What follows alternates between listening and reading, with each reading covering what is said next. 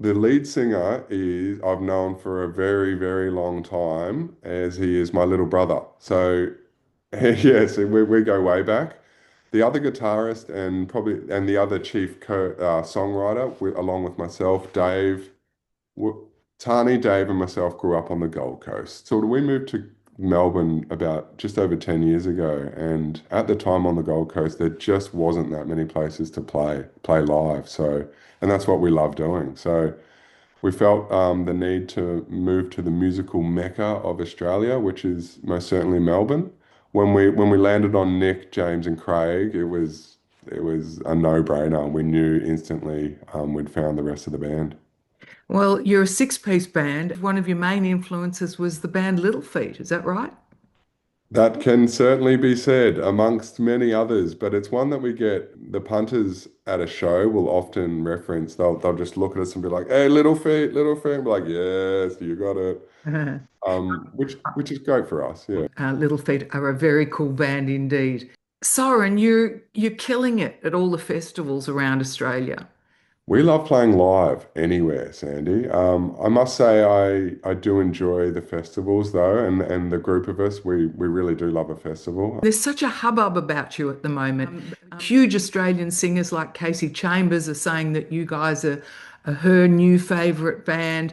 You've just released a new album, and it's been produced by an acclaimed Texas-based Americana producer, Robert Ellis. You're kicking goals everywhere, aren't you?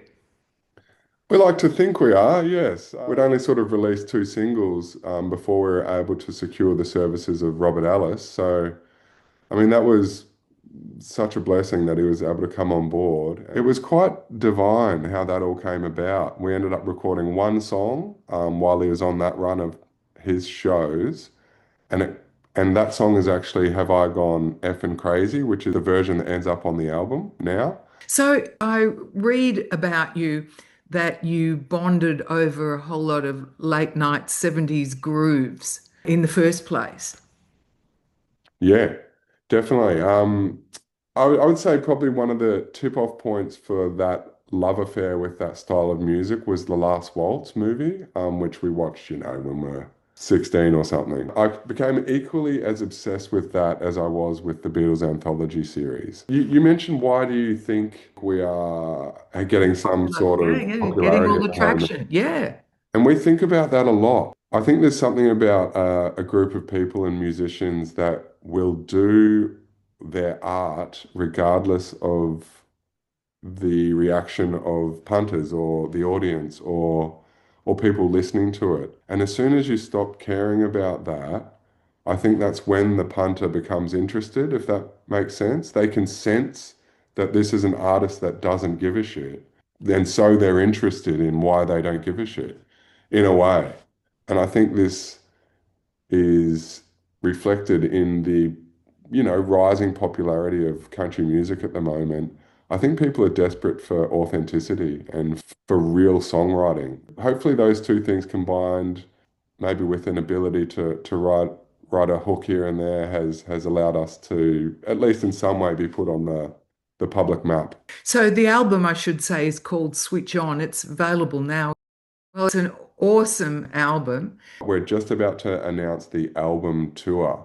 If people are interested in finding out the information about that, they can sign up to our email list at sweettalkmusic.com.au. If people want to sign up there, they'll get details of our upcoming tour very shortly. You describe yourself as a cheeky band? We can get a bit cheeky at times, Sandy, yeah. Can't wait to see it. Thank you so much for chatting with me today. An absolute pleasure. Everyone should go and check out Sweet Talk when they come to a town near you. And I guess from what you've just said, it won't be too long until you do. You are the talk of this town and probably a lot of other towns right around Australia, and it won't be long, I'm sure, that you take America by storm too.